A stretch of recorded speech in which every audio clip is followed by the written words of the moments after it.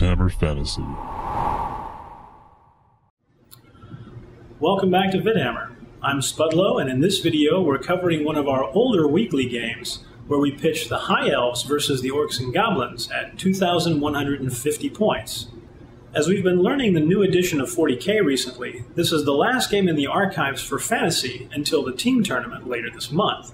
We originally filmed the matchup between the High Elves and the Dwarves, but that game didn't involve Teclis or the Book of Hoeth. Then we played this game where we included Teclis so that people could see how drastically the effectiveness of the High Elves changed with the addition of such power in the magic phase.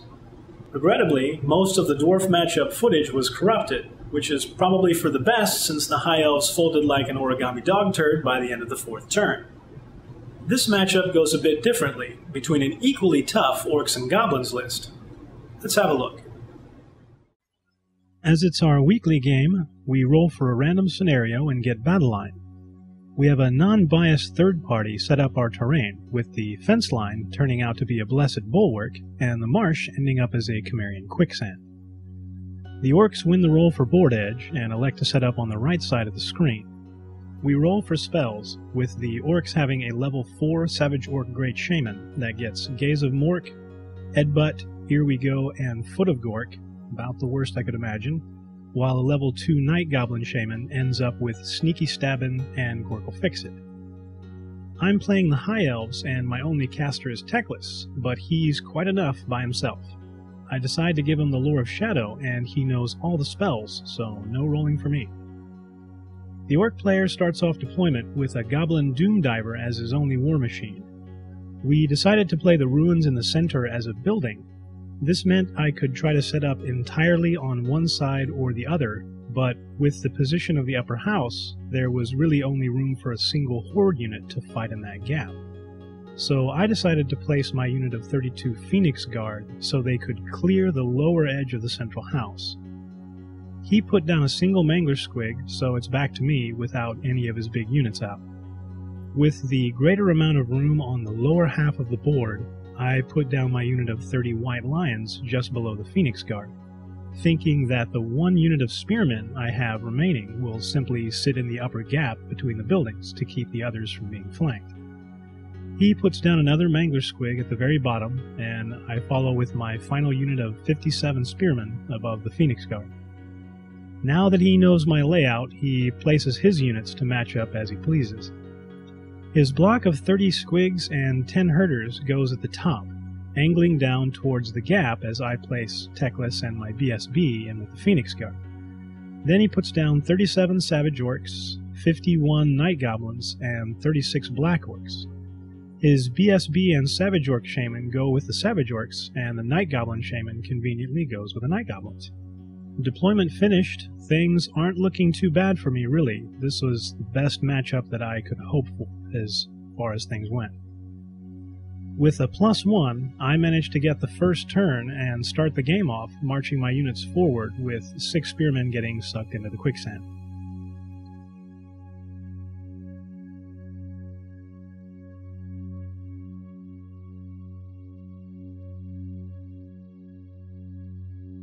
On to the first magic phase. Teclis adds an additional D3 worth of power and dispel dice each round, and I've got the Banner of Sorcery for an additional D3 power dice. It seems excessive, but you'll soon see that I need these dice to keep this army going. After Winds of Magic and Channeling, it ends up 12-7. Even though I've closed the distance to his line, I'm not worried about him making it into combat on his turn. But I do have some effects that can cause him some lingering trouble. He knows the Lore of Shadows quite well, so when I use my first 3 dice for Melkoth's Miasma on the Savage Orcs, he knows the purpose behind it. I don't get Irresistible Force, and my casting value is rather low, so he uses 3 dice to dispel it, knowing that if he doesn't, the Miasma will lower his initiative, and then I'll cast Pit of Shades, which forces a check on each model that it hits. With that not going through, I decide to put my Remains in Play effects out, so he might have to use the power dice on his turn to dispel them. I use 3 dice for the Withering on the Savage Orcs, and get doubles so it counts as Irresistible Force, but since it's not double 6s, I don't have to take a miscast. The spell gives -3 to the Savage Orc's toughness, which is the best it can do. Then I use 3 dice for Enfeebling Foe on the Savage Orcs and get Irresistible Force again for -3 to their strength as well. This is perfect for me, since he'll have to dispel those on his turn, and I'll have an additional D3 dispel dice from Teclis, and he counts as power level 5 for dispelling. So I should have plenty of dice to counter whatever he tries. Finally, I use my last 3 dice for a shot at Pit of Shades, and I get a true Irresistible Force this time. But Teclis also avoids the first real miscast each turn, so I'm still okay. But the vortex drifts wide without damage. On to his turn, the Squig Herd fails its animosity check and can't move. The lower Mangler Squig heads for the White Lions, stopping just short, and the upper Mangler Squig tears through the Spearman for 5 wounds. The lower battle line stays in place, no doubt because of the lingering spell effects. Magic ends up 7 versus 8, go Teclis, and he uses all his dice to dispel the 2 remains in place spells. 8 dispel dice, and I didn't have to use any. For shooting, the Doom Diver aims for the White Lions, who take 5 wounds but save 2 with their cloaks. In the second turn, I move the Spearman into the house, and he releases his Fanatics, killing off 10 Spearmen in all. Then I'm left with a bit of a dilemma. Since I don't have any ranged attacks to speak of, the only way to get rid of the Mangler Squigs is to stand on them and take the damage. Knowing that the Phoenix Guard were going to have to go up against the Savage Orcs, I decided I was going to move Teclis into the White Lions, so I opted not to move them onto the Mangler Squig. Magic ends up 11 versus 7. I use 4 dice for Occam's Mind Razor on the Phoenix Guard with Irresistible Force, then 3 dice for Melkoth's Miasma on the Savage Orcs, which he's able to dispel. And my last 4 dice get an Irresistible Enfeebling Foe on the Savage Orcs for -2 to Strength. Fairly straightforward turn. For his side, the Black Orcs fail their animosity, but the leader works it out with a quick slap. The upper Mangler bounces off the White Building as the lower one takes out 7 models on his way through the White Lions. The Night Goblins and Savage Orcs both back up as the Squig Herd moves up and the Black Orcs angle for the flank on the Phoenix Guard. Magic is 9 versus 9, with the first 3 dice being used to dispel the enfeebling effect, and the last 6 going into an attempt at a spell I don't remember, but I use all 9 dice to dispel it. For shooting, the Doom Diver aims for the White Lions but misfires and hits the Savage Orc, but the single wound gets saved. On the third turn, with the Mangler Squigs behind me, it's time to move into combat. Unfortunately, I can't charge the White Lions in, or Teclis will get butchered, so I can't charge with that unit, but I need to protect the Phoenix Guard's flank if possible. So I charge the Phoenix Guards into the Savage Orcs. Then I back the Spearmen out of the building away from the upper units. Move Teclis into the Spearmen, then move up the White Lions just enough so the Black Orcs can't wheel past them and get to the Phoenix Guard. A convenient solution, if I say so myself, and I do, and I did. Magic is 12 versus 6, so I use 6 dice for Occam's Mind Razor on the Phoenix Guard. This would amp their strength and greatly change the outcome of the combat, so I want to make sure this one is irresistible, which it is. Then I use 4 dice for Enfeebling Foe on the Black Orcs and get Irresistible Force again, dropping their strength by 3.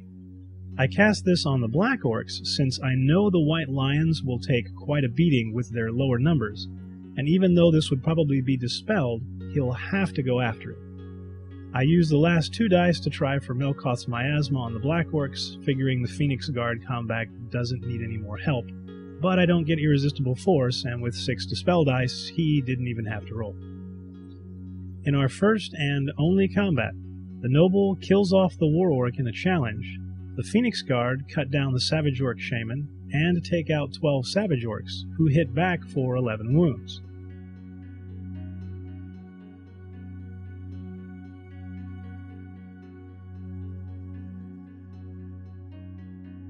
Despite some rough rolls for me, I still end up winning the combat, and the Savage Orcs fail their leadership and run off the board. As it was already getting late at this point, we merely talked about the rest of the game rather than playing it out. The White Lions would die to the Black Orcs' charge, who, in turn, would die to the Spearmen, as the Night Goblins would think about charging the Phoenix Guard, but probably take the road of discretion. Although the power of Teclis is easy to see in the magic phases of this game, the battle also hinged on the strategic use of the building in the center that allowed me to take one of his power units completely out of the game. This army build for the High Elves was nothing more than an experiment to see if it was possible to field a list comparable to the big horde blocks common in 8th edition. After both games that we played, it was easy to see that with Teclis this is definitely possible, but it becomes much more difficult in his absence.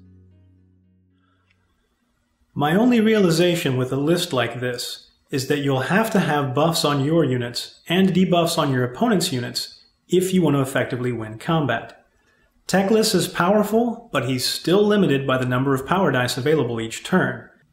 To be the most effective, try to have only one of your units in combat at any given time. Then you can focus your hexes and augments on that battle to make sure you win the combat.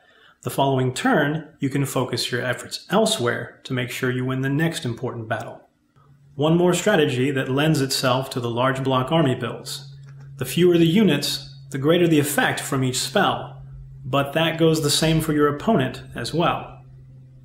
Thanks for watching this battle report. Be sure and check back for more videos each week. Do us a favor and subscribe, like the video if you want to see more, and as always, send us a message if you have any tactics or matchups you'd like to see. Till next time from the Vidhammer crew, keep fighting.